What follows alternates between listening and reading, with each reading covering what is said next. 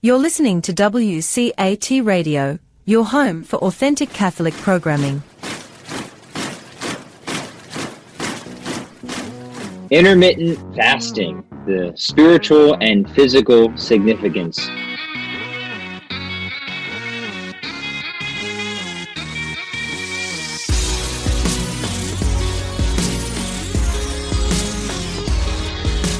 Welcome back, everyone, to another episode of PolyPat.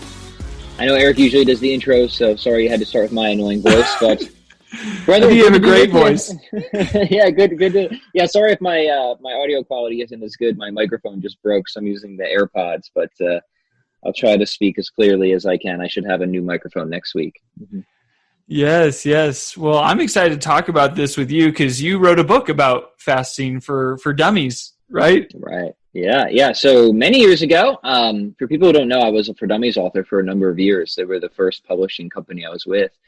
My first book was on kettlebells. They all have terrible titles. They've done well in spite of their terrible titles. The first one was called Paleo Workouts for Dummies, and this was, if everyone remembers, the paleo diet. Remember the height of the paleo craze? Oh yeah. So yeah, I was in talks with the publisher at the time of doing this book, kind of on kettlebells. And they said, well, why don't we call it Paleo Workouts? I'm like, I don't know what a paleo workout is, but I'll write a book on kettlebells and you can call it whatever you want. So I did argue with them, like, don't call it paleo because in 5 years from now, paleo is going to be done. And I was right. Right. But yeah, so the book is about, kettlebell body weight training. It's really just kind of an intro to kettlebell and strength training, that book. Then the second one I wrote was on intermittent fasting. So I have the For Dummies book on intermittent fasting, which is called Fast Diets for Dummies, which I think is also another not great title. And I said, kind of funny actually, related to our topic, I said, well, why don't we just call it, fasting for dummies, right? Like, doesn't that make sense? And they said that sounded too religious. Oh. And I'm like, well, what about it? And I'm like, well, what about intermittent fasting for dummies? And they're like, well, that sounds too complicated. I'm like, okay. And they're like, well, what about fast diets for dummies? I'm like, well, that sounds like a anything. Quick diet. What does that mean, right? So I don't know. This is the, I guess one of the things of working with a publisher, right? You don't always have as much creative control as you want. So it was called Fast Diets for Dummies. It is called. You can still get it. And it's really an introduction to intermittent fasting. And this was before I was Catholic. This was before I was religious. So I was really just interested in it from like the pure physiology side of things. What are the health benefits? What are the benefits for body composition, and what are some of the different ways to go about it? So yes, that was my second published book. Mm-hmm. Wow. Yeah. And, as a Christian and now as a Catholic as well, I mean, just fasting has a huge religious importance. And so it's interesting how the science now is kind of backing up the health benefits of like physical health benefits of fasting. But for a long, long time, the spiritual benefits have certainly been a motivation for Christians to fast. I will say personally, and I think there's a lot of Christians out there like me, that fasting is the hardest spiritual discipline. I actually think it helps to know the health benefits so that when you're in like the trenches of fasting, you are extra motivated maybe by that, and that's okay. And I think that has helped me actually try to get better at fasting as well. Just knowing, okay, this actually does have health benefits as well. So that's kind of a bonus. But obviously the spiritual benefits are even more important. Mm-hmm. And so we're going to talk about all that today. And so first of all, maybe just going over a few preliminary scriptures that I think are important. Jesus' own teaching on fasting. He says on the Sermon on the Mount, "And when you fast, do not look gloomy as the hypocrites do, for they disfigure their faces so that their fasting may be seen by others.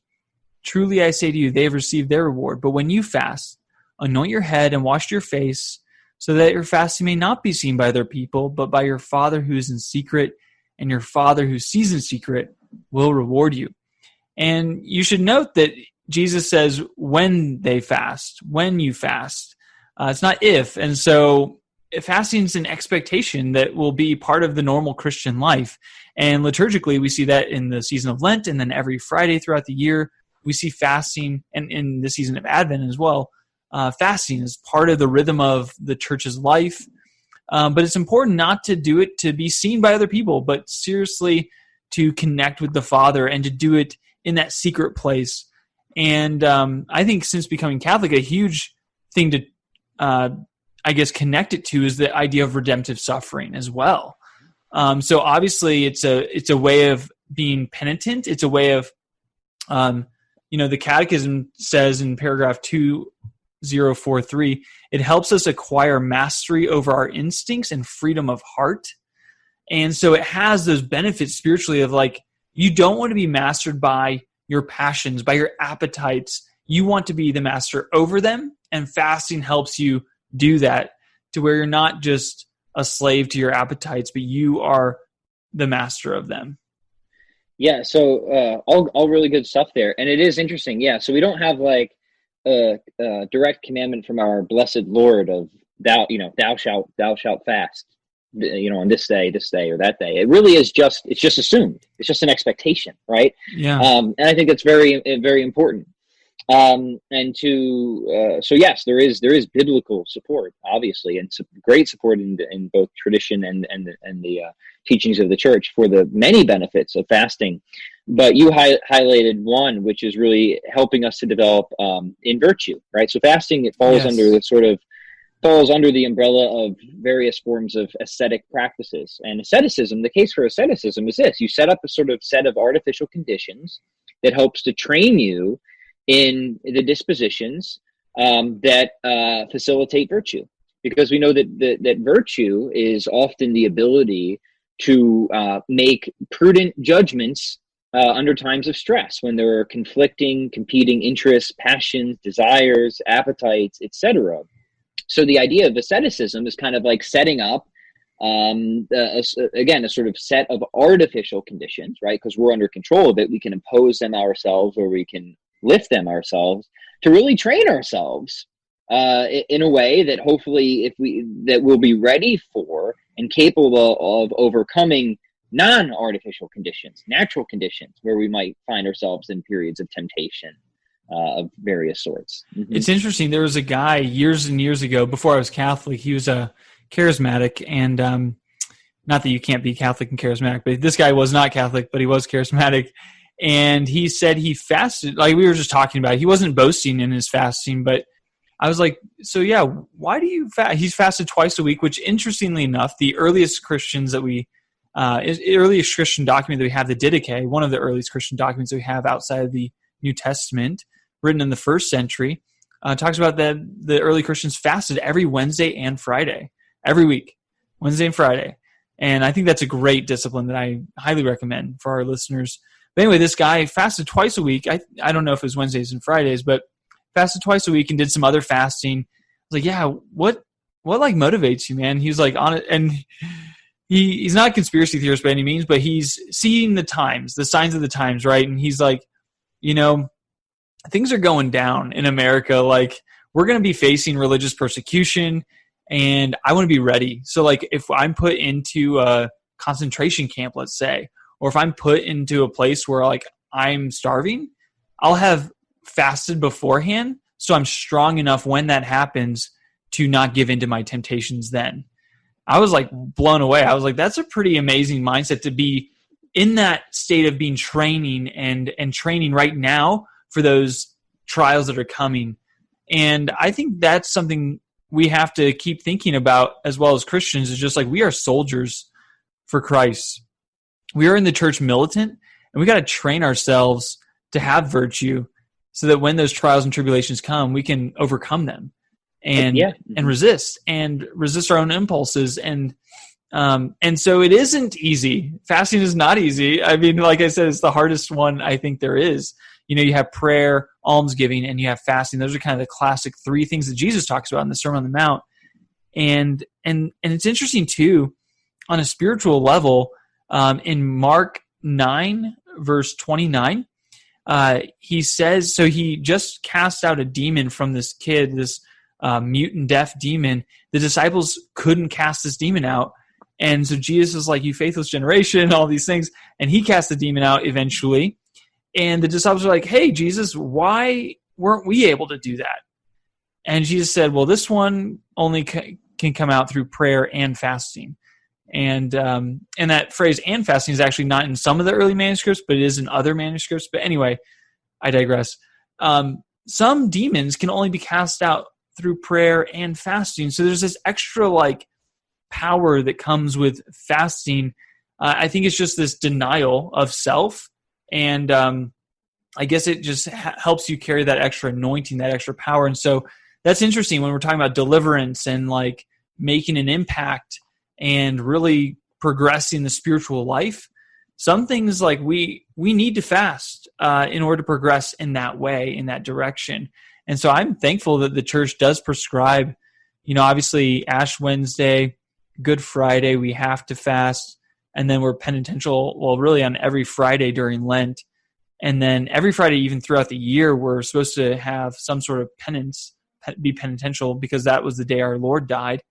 And so there's lots of reasons for that. But I love that there is fasting incorporated into the church's life there. Yeah, absolutely. And again, the idea of asceticism, the rational case for it, is that we are rational animals, but we're animals. So there's competing appetites, competing temptations, yes, pulls towards, of course, sexual desires, but food as well, which can enroll us in vice, gluttony, for example, stuff like that, right? So it's true that virtue is its own reward. It's how we flourish, but virtue is both a means and an end. It's also how we conform ourselves to Christ and God's love, right? When we don't resist the Spirit's call, when we let God work within us, He's calling us to a life of virtue. Virtues are they're just perfections of our powers. They're perfections of the powers that are proper to us that cause us to be most excellent, be most alive. Mm-hmm. So the wisdom in asceticism is making sure that we're training ourselves to be properly ordered, that reason is guiding the other appetites. That's what ascetic practices like fasting help us to do, to break away from the vicious habits, or to create space between the certain appetites and our response to them. And we can do that. You can do that gradually, of course. If you never fasted before, we want to kind of take small steps. Same thing like with the gym, right? You have these different virtues of like temperance and fortitude, and I actually think like fasting and exercise kind of correspond nicely to each of these, because temperance is, of course, being able to, in a loose sense, saying no to certain temptations, of understanding how to moderate, our appetites, just not overdo it, in a sense. Whereas fortitude is pushing through tough things to a worthy end. So fasting requires both temperance and fortitude. But same thing, but I sometimes think of temperance more with fasting and like fortitude more in the gym. So there's diet and exercise, right? Yes. It's kind of a fun way to think about how these can be more than just about vanity, right? Right. And that's what we don't want. We don't want to be just dieting or exercise just to be vain. That actually would be vicious. But if we're using approaches to nutrition and or whatever we do in the gym to try and increase in virtue, well, now we're really pushing ahead to our flourishing. We might be doing it under artificial condition, things that we're imposing upon ourselves. That's sort of the rational case for asceticism, that it's a sort of training, in a sense, that should the hard times come, and let's be honest, the hard times are every day. Every day we face temptations. Yeah. Regardless of mass scale religious persecution, we're always tempted by something in an order that is against our proper flourishing. So you're right. The church it's God's church. Of course, she's going to be wise. And so it doesn't surprise me that now all the science that we've had in the past 20 years, really, there's been a lot of good research on intermittent fasting, is just confirming the wisdom of fasting that the church is taught. Obviously, not so much on a spiritual level, but at least on a health level, the physiology of it. Mm-hmm. Yeah, and I definitely want to dig into that. And it reminded me of St. Paul uses the analogy that we're athletes for Christ as well, and that athletes, think about how much they do to compete for an earthly crown that withers and fades, but we compete for an eternal crown of glory. And the road is narrow and the way is hard that leads to life, Jesus says, and those who find it are few. And so it's like when you think about how much time people spend on things that they care about, like maybe their career or working out, let's say, or like looking good. Okay, well, but number one is your relationship with God. Number one is your spiritual life. And all of a sudden when you get into like, do you have a rhythm of prayer? Oh, don't be so religious. Or do you have any fasting? Well, don't put that on me. It's like, but don't you believe in like training, like for athletic events or like marathons? Or don't you believe that it takes work sometimes to be excellent at things in life? Why would it be different in the spiritual life? Like, it takes work. You reap what you sow. And so start sowing in the Spirit and you'll reap in the Spirit. And I think it's good to be reminded that it's hard work being a Christian. And, Paul even says, work out your own salvation with fear and trembling, for God is at work in you both to will and to work for his good pleasure. And so it does take work. Fasting is work. But I think something that helps, I think something that helps is knowing the science behind it.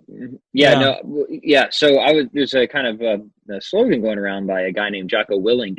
It's called discipline equals freedom, right? And I would say that's utterly Catholic, right? So the idea is that freedom isn't just autonomous self-direction, right? It's not just being able to choose whatever you want. That's the wrong conception of freedom. Freedom is not being bound down by something that is restricting you from flourishing and being the most excellent kind of thing that you are, right? So like a plant is free. We would say that plant is free when it's not like bound down by something artificial. Well, same thing for us. If we get bound down by vicious habits, temptations, appetites, that we become both physically and spiritually sick, sure, we might be able to choose different things. We might still have autonomous self-direction. We would say, yeah, you're really not free. You're a slave to bad habits, right? Yes. And that's what Jocko's getting at. And there's a reason people resonate with Jocko, because he's just getting at a perennial Catholic insight. Yep. And the idea behind discipline equals freedom is that it takes work to develop virtue, right? Virtues are just habits. They're just good habits, where vices are habits too. They're just bad habits. Yeah, habits of doing good. Right. So yeah, it's just interesting to me, because like here's a guy who's mostly in the secular world that's saying something that is just, this is the Catholic Church has said this forever, guys. Yeah. Right. But good. I just heard a thing in my ear. Did my headset die? Can you still hear me? No. Okay? I can hear you. Okay, cool. Physical benefits. Let me just list some of the obvious ones real quick. I'm actually writing another like short little ebook where I'll have a bunch of footnotes and references. It's good. It will be called Introduction to Fasting. Nice. The kind of obvious ones: weight loss. Yes, fasting has been demonstrated to be, at the very least, fasting has been shown to be just as effective as any other form of traditional calorie control. So, like, you're no worse off practicing fasting than doing any other diet. And there's other evidence that suggests that it might be superior in some ways. But definitely weight loss is a benefit. Improved body composition. There's some studies to show that fasting might have a muscle-sparing effect. So it might be actually preferable for people who care specifically about losing weight and retaining muscle. Fasting has shown promise and positive evidence for any number of health issues concerning inflammation, oxidative stress, triglycerides. And it also shows in a number of the studies that it has really good dietary compliance too, which is a key thing. So if you're just looking at it from a pure nutritional standpoint, it's got all these benefits. It tends to be quite effective for weight loss. But it also tends to have good adherence, good compliance as well, which is what we want to see for nutrition protocols. What do you mean by good compliance? So good compliance is when they have these studies, they see like how many people actually stick with it, right? Oh, okay. So a higher compliance means more people were actually able to follow through and stick with it. Gotcha. Yeah, because it's one thing to have a diet that like, sure, it works, right? But it might just be utterly impractical for people. Fasting has shown that it's actually seems to be quite practical, something that people are totally capable of achieving. Mm-hmm. Now, and there's different levels of fasting. I'm sure you reap different benefits depending what way you fast. So like, one thing I'd like to know about, so the minimum requirement for, like, if you were to fast for a day, like the minimum that the Catholic Church says as far as religious fasting would be like 2 small meals that don't equal a full meal and then 1 full meal. And that's like, if you do that in one day, like you're fasting. That's like minimum. But obviously like the normal fasting would be like just drink water and don't eat anything. And that's fasting. Like, right? It's just called don't eat, right? That's really it. Yeah. And, but then we have the intermittent fasting, which is interesting. So maybe that's like, you just don't eat for 18 hours or whatever it might be. you skip breakfast. So you eat everything in like an 8-hour window. And so what are the benefits of that versus, I mean, are there any health benefits to the Catholic minimal fasting? And then yes, also there are. There totally are. Yeah. How so many the short days? answer, Yeah. Yeah, the short answer is a lot of the benefits that we see in fasting in the studies that have done can occur within the first 16 hours. So you don't actually need to do like long extended fasts to reap the benefits of fasting.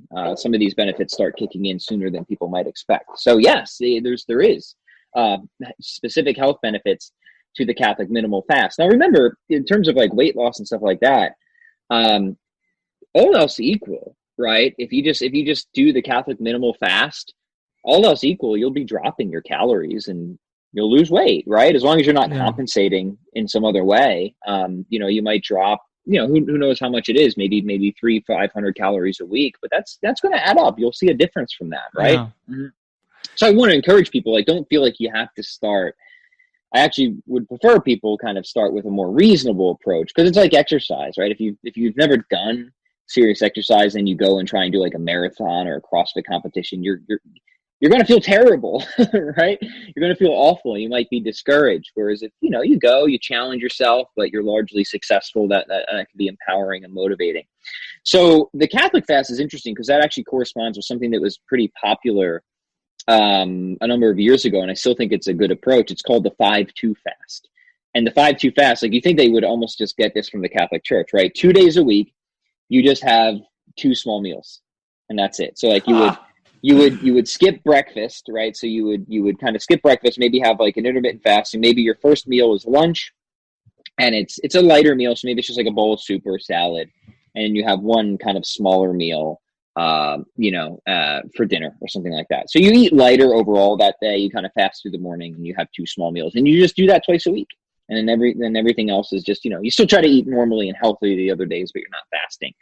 That's pretty close to the Catholic recommendation, right? Yeah. Maybe you're eating a little bit more with the Catholic one.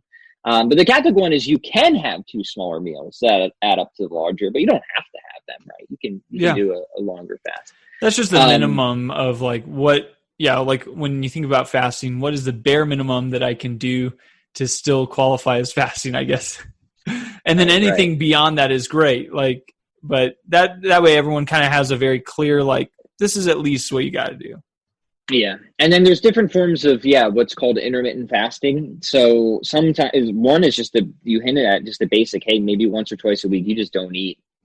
And the best way, the most practical way to do this would be like a dinner to dinner fast. So if I stopped eating tonight at 6 p.m., then I just wouldn't eat until tomorrow at 6 p.m.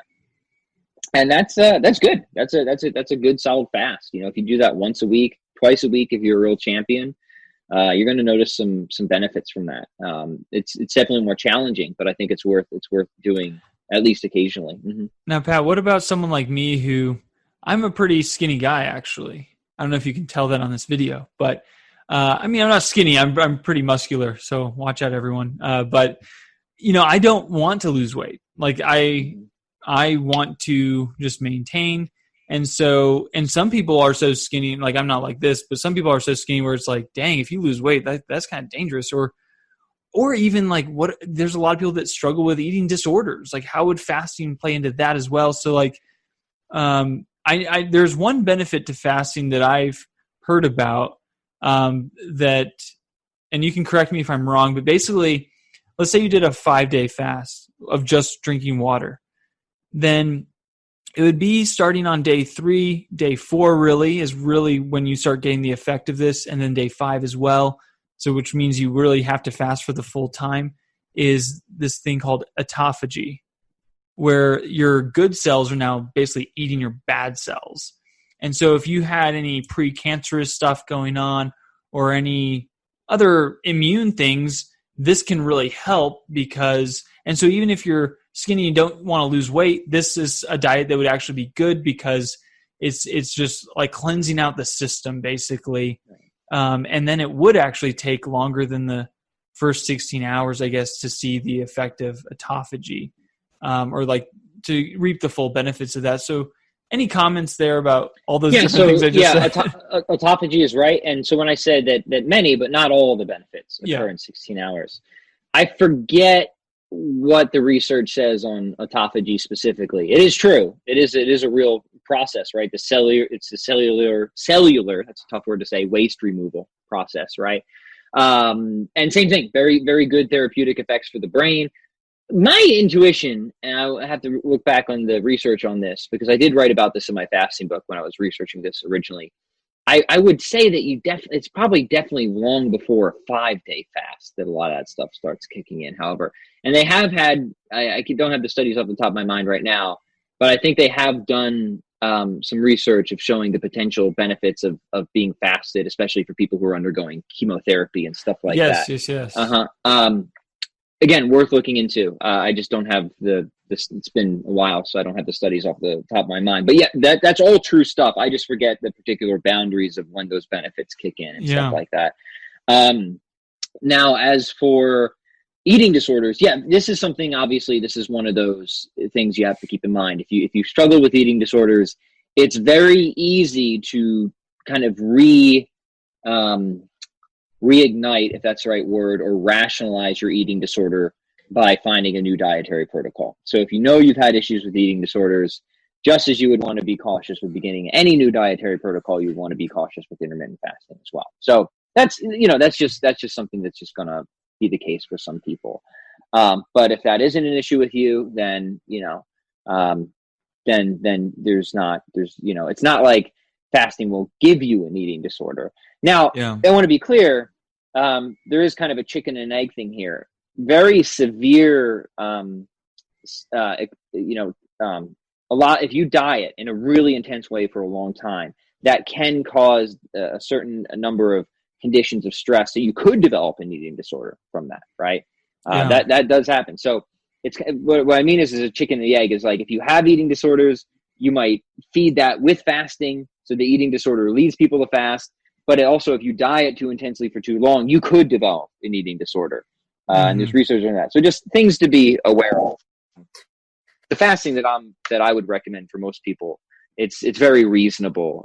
We would not be pushing your body into prolonged states of metabolic stress. That I think that would be a worry. Yeah. And what about someone who is on the skinnier side and doesn't really want to lose weight, but like, how would you maybe pitch fasting to them? Right. Yeah. So I would say like this, make sure you eat plenty of protein and lift weights and you'll be good.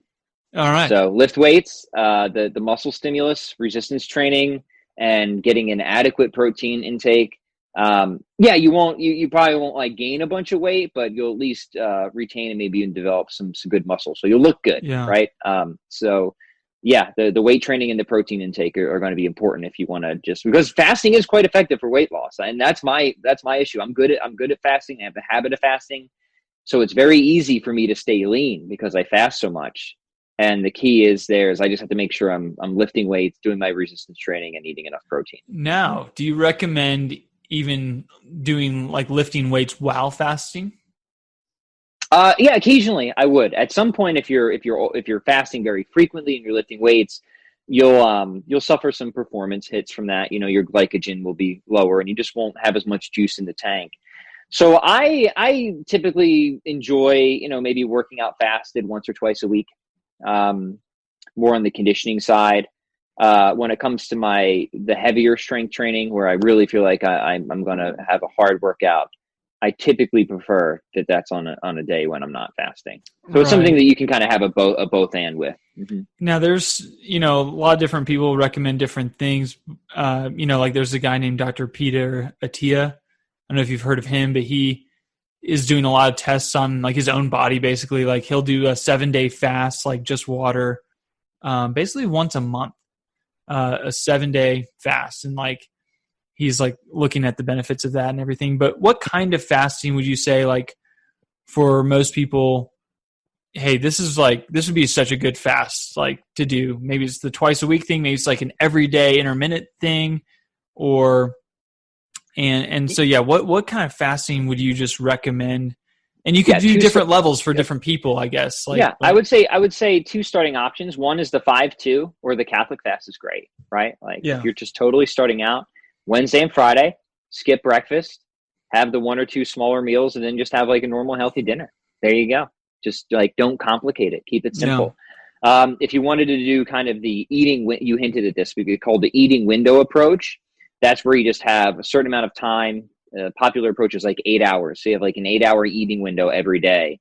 And you just, that's when you do your eating. Yeah. And you try not to go overboard, right? So just eat normally in there, because it is obviously possible that you could overcompensate and have more calories in that window than you otherwise would. In that case, you're defeating the purpose, right? Just eat normally in that time period, and whatever that eating window is, that's restricted. So it's just that 8-hour eating window. You can move it around if you want. And you could do that every day, or maybe you just do that a few days a week. So I would say between those 2 approaches would be a good way to just get started and feel that. And then, I'm a minimum effective dose kind of guy, at least for the physical benefits. Spiritual, we can talk about that. It might be worth doing more there sometimes. But for the physical benefits, find something that you get into a rhythm with. The 5-2, the eating window, sometimes also called the 16-8, because you fast for 16 hours, eat for 8 hours. Start with one of those. See how it feels. Lock it in, and you might realize that might be all you need. You might not need any more than that. Now, at what point would you say, obviously we see Jesus fasting for 40 days with just water. You see Moses doing that. You see different saints throughout history fasting for long periods of time. Even people today, I don't know anyone off the top of my head, but I've heard of different people that have fasted for like 40 days. And so what would you recommend for someone who's, okay, I want to go on a multi-day fast? And at what point would you try to maybe discourage them from doing more than a certain amount of days unless they could really hack it? Or I don't know if you have any thoughts, or like, man, that would be crazy if you did any longer than this, but I don't know if you have any recommendations with like a longer just water fast. Yeah, and I think I can't hear you there, Pat. Did your headphones go out? Well, we lost Pat Flynn for a second, but he's going to come back. He's going to come back in all of his glory, and I can predict what he's going to tell us. He's going to say, maybe fast for 3 days, or this is what I would say. I would say fast for 3 days, do a 3-day fast, and then maybe a 4-day, and then maybe a 5-day, and see how that goes. Obviously, seeking medical help is huge as well, and so that's going to be, doctors' opinions and all of that, and just having that medical supervision along with this as well is really huge. And so Pat is back. I'm back. Hey, sorry about that. My headphones totally ran out of battery finally. So it's okay. Can you hear me okay still? Yes. So I was just blabbing on there about my own recommendation. Basically, I was saying maybe start with a 3-day or 4-day or 5-day. And then I think anything beyond that, really, maybe even a 7-day, but anything beyond that, I would say have like medical supervision if you're going to do anything longer. And just doing a water fast. Obviously you can do other things. You can like do juices or whatever for a long time, but I'm just talking about good old fashioned water. Maybe you eat some salt or something too, because that can help. But any recommendations with like a longer fast? I think you hit it. Be reasonable, get your doctor's approval, obviously, before you begin. And if you're going to do a longer fast, it helps if you have some shorter fasts under your belt as well. Right. It's like running, right? If you're going to do a marathon, like I hope you've been doing some training beforehand, my friend, right? Yes. It's not something that's just easy to dive into. So, start reasonably, build up. And then if you feel that you can go for a longer fast, go for it. Right. Yeah. Well, hey, I think we covered a lot of ground today. I think we talked a little bit about the physiological benefits and the spiritual benefits. And I'm glad we're doing this because I'm doing a series right now on the rosary on my podcast. So that's the prayer part. Now we're hitting the fasting. So, man, everyone out there, you can pray and fast now and go from glory to glory. And it feels good, like exercise. It's one of those things that, like, you don't really like it at first, but then you get in the habit, and then then it feels weird if you don't do it, right? So like, I'm Yeah. fasted right now. I'm hungry. I'm looking forward to dinner. But like, you kind of feel cool being hungry. You kind of like on the hunt, you know? Yeah. And like, you start to actually develop a new relationship with hunger, whereas like, hunger doesn't freak you out anymore. It's not like, oh, I need to eat. Like, it's something that you can be comfortable with being somewhat uncomfortable. Yes. Which is, again, it speaks to that idea of the value of ascetic practices. So don't let your first impression make you think that that's what it's always going to be like, right? Because it won't. Like, you'll develop the habit, and what's very difficult at first eventually will become something you can do with relative ease. You'll still have your challenges, but you'll get stronger. Mm-hmm. Yes. Awesome. Well, thanks everyone for tuning in today, and let's pray and fast together, especially for the salvation of the world, because our world is in need of more prayer and more fasting. And, it's also a form of penance, and there's a lot of repentance that needs to happen, I think, in America and throughout the world right now. And obviously in our own lives, right? Like, we can always be repenting, I think, either for our own sins or on behalf of our country or the world. So enjoy that. Enjoy fasting, even if it's tough. Amen.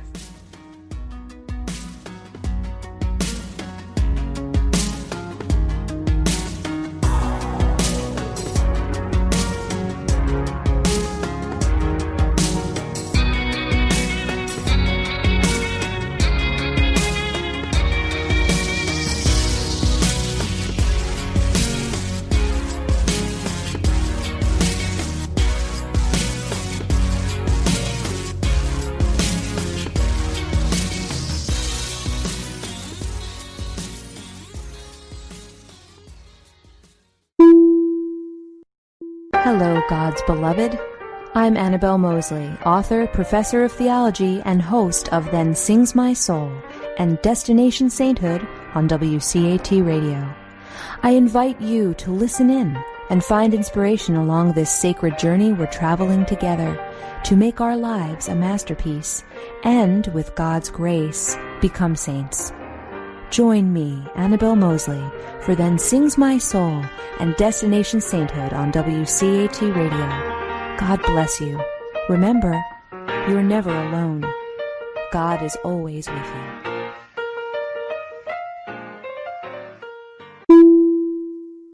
Thank you for listening to a production of WCAT Radio. Please join us in our mission of evangelization. And don't forget, love lifts up when knowledge takes flight.